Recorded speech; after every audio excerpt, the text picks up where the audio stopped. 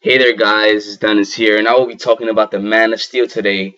And I'm gonna just basically give you my overall thoughts on where the movie is at right now, and the poster and the Comic Con panel, and the footage I saw, and the director, the producer, the cast and crew, and what I think about it before the studios start hitting trailers at us, so that I can review the trailers afterwards. But for right now, it's about where Man of Steel is at right now, and at what point we could be talking about him right now. So let me just start by saying that this is the Man of Steel. It comes out next year, June 14, 2013, and it has an estimated budget of 175 million. The director is Zack Snyder, with the writer of David S. Goyer and the producer of Christopher Nolan. It has the cast of Henry Cavill as Clark Kent Superman, Russell Crowe as Jor-El, Amy Adams as Lois Lane, Kevin Costner as Jonathan Kent, Diana Lane as Martha Kent, Michael Shannon as General Zod, and we have Lawrence Fishburne as Perry White and Christopher Maloney as Colonel Hardy. Um, my overall thoughts on the cast and crews with the directors and the producers and the writers, I think it's just look strong, pretty strong. Zack Snyder is a good director. He did Watchmen 300. I don't know about Sucker Punch, but Watchmen 300, they were pretty good, badass. And especially, even though Sucker Punch was a little bad, I guess you could say that, yeah, like his effects is freaking awesome. I think it's way better than Michael Bay's. You can't compare that. It's way better than Michael Bay's, and I'm just saying the truth right now. I mean, Zack Snyder is not a terrible director, and he's not the best director, but he could hell be one right for just doing this movie. We have writer David S. Goyer, which he's a good writer because he did Batman Begins, and I think he did The Dark Knight and The Dark Knight Rises. I'm not pretty sure, but I think he was involved. But right after that, I think he could make Superman's origin pretty good. Then we have producer Christopher Nolan. He's like the second important part of this making this film. So I'm trusting this film with my heart to due to the fact that it has Christopher Nolan in it, and in Nolan I trust. And Nolan has like that passion about movies, and for some reason, Christopher Nolan chose Snyder. So for that, and Snyder I trust as well. And now, I mean, Christopher Nolan, he looks like he's doing a good job, like being a producer of this movie. So I'm trusting this movie. I'm trusting this movie. And going on with Henry Cavill as Clark Kent, I think he looks great. He looks the part. I mean, he looks buff. I'm not comparing him to Tom Welly or Brandon Routh, but he looks the part. He has that chin jaw, and he just looks the part. Especially since I saw Immortals, he looks like he could do a good job. Um, Russell Crowe, he looks like he could do a great job as Jor-El. I mean, there's not much to say. He'll do a great job, that's for sure. We have Amy Adams as Lois Lane. I guess she could do a great job. I don't know. Some people has gripes, but whatever. I guess she can do a good job. Kevin Costner as Jonathan Kent. He looks great. He looks the role. He looks fantastic. We have Diana Lane as Martha Kent. She looks nice as her. There's nothing you could say much. She's a great actor. And then we have Michael Shannon as General Zod. He looks with the evil face all the time. He looks the part, and he probably would do a great Zod.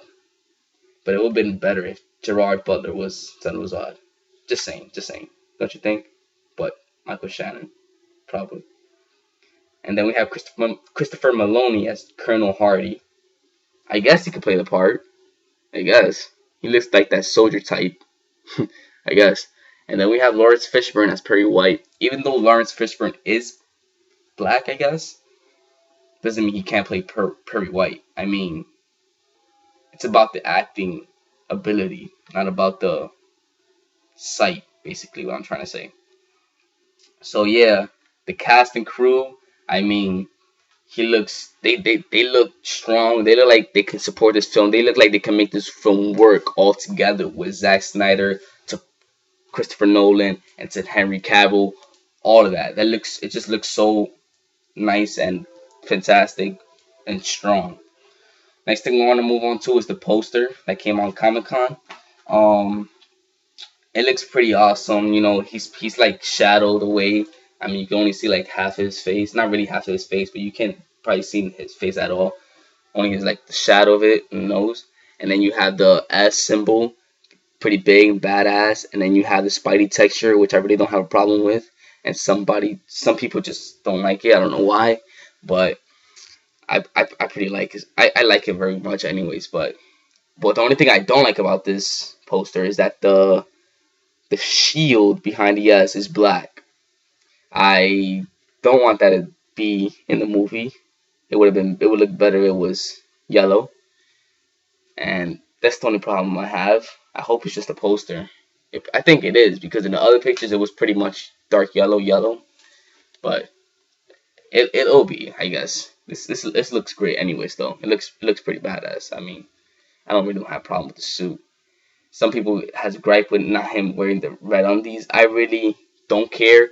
Me being as a huge Superman fan, I really don't care, due to the fact that the way they make their movies right now is pretty much serious and real. So making him in a red undies flying in the sky really kind of makes him a guy that just woke up from bed with his pajamas. So I guess that's why they took the red undies, and they really wanted to make him look more alienish and not too humanish. But I guess that's my thoughts. Probably you guys like the red undies. I don't know. But I'm a huge Superman fan, and I won't just debate on that. But overall, I think the poster looks fine. I want to go into another picture that I haven't reviewed, which came out a long time ago, and it was Superman being thrown to a bank. And what I can say from this picture is that he looks more like Bizarro. He doesn't look that much like Superman due to the fact of his hair and his face. His face looks very evil. I mean, they did say they were gonna make Superman a little tough, but from that eyes and face of his, he looked like he could play a good Bizarro as well. And I mean, the cape looked pretty big. I just hope it's not that big like Batman, or like, that's all the way dragging on the floor all the way back. I just hope it's not that long, but I really don't have a problem with it. And just same thing. It looks pretty awesome. That's pretty big. Like it. No red undies. I don't care. Spider-Man texture. I don't care. It's pretty more alienatic, which is pretty good because it's showing that he's tough and he's not from around here, but he's still helping human society, which looks Superman-like, I guess you can say. But I really don't have a problem with it. It looks pretty good. So I just want to say that the Comic-Con panel, I just want to point out that a guy wanted to tell Zack Snyder that, well, he'll make this lead up to a Justice League movie, and then Zack Snyder said, well, it's all about putting Superman in its place, and then we'll see what goes on from there. I personally think he can do it. If he just puts the effort and the way this movie goes, he can probably do it and just start from there. And then every movie Warner Bros. Brings out will lead up to the Justice League. And there was another person that said, will every villain be relatable? Then he said, everybody will be relatable in the movie. I mean, they will be relatable. So that will be good in a way, because now the movie will interact emotionally better. And I also want to point out that General Zod is supposedly not the main villain by Zack Snyder. That's what he said. And he said that there is another villain, and that villain is the main villain, but General Zod is just a villain. So that's trying to say there are two villains, but there's one main villain. So then there's two villains in one movie. So I don't really care. Sounds pretty even more badass. Makes the movie kind of even longer, I guess. But I mean, it's the origin, it's the beginning of Man of Steel. I guess you can make it long. And that's about it. That's all I had to say about the Comic-Con panel and the important crossovers that they were talking about. And now I want to move on to the footage I saw. The footage, it looks badass. It was about 2 minutes long, but it looks pretty badass. It looks more in depth to emotion and in depth to action and more real. It's like I want to be I want to be Superman. It's like more real. I can't explain much, but look, it feels more real. And that's all I can say. Like the action looks pretty tough. The effects looks I think the effects is 10 times better than Transformers from Michael Bay. But yeah, it looks pretty badass, and I hope this is the trailer that they're gonna show with the Batman, the Dark Knight Rises coming out.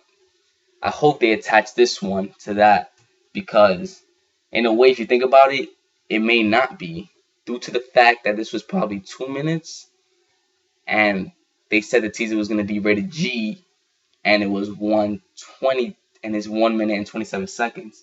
So the trailer that I saw, it doesn't seem rated G to me. It seemed a little more rated PG at least. And they said the teaser trailer was gonna be rated G. But who knows? Probably they changed their mind. They say, you know what? Let's impress these guys and show them that there's a Man of Steel coming out next year, so they can look forward to it.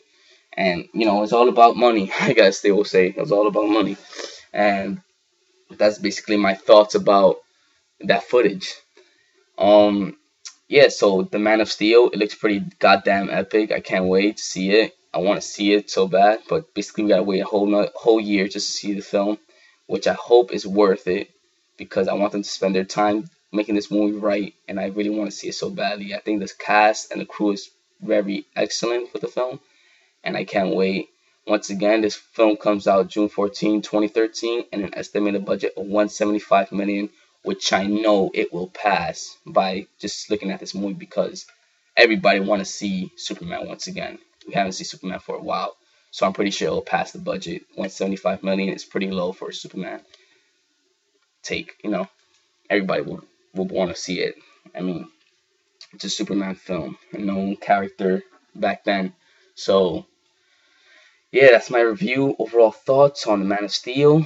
Now, for the past couple of for the weeks coming to us right now, we're gonna be throwing trailers and more pictures, I guess I'll say. So be prepared, and I'll be reviewing those as well, and I'll be reviewing them piece by piece, and maybe a video commentary if I have the time. But we'll see. I will be reviewing them, but just not at this moment because it hasn't come out. I wish the footage was released online so I can just do a video commentary, but I guess Comic-Con is really strict with their stuff. So see you guys later. I hope you subscribe to me. I'll review anything you guys want me to. Just tell me and I'll review it. Please subscribe. It helps me a lot. It helps me improve on my videos. And thank you.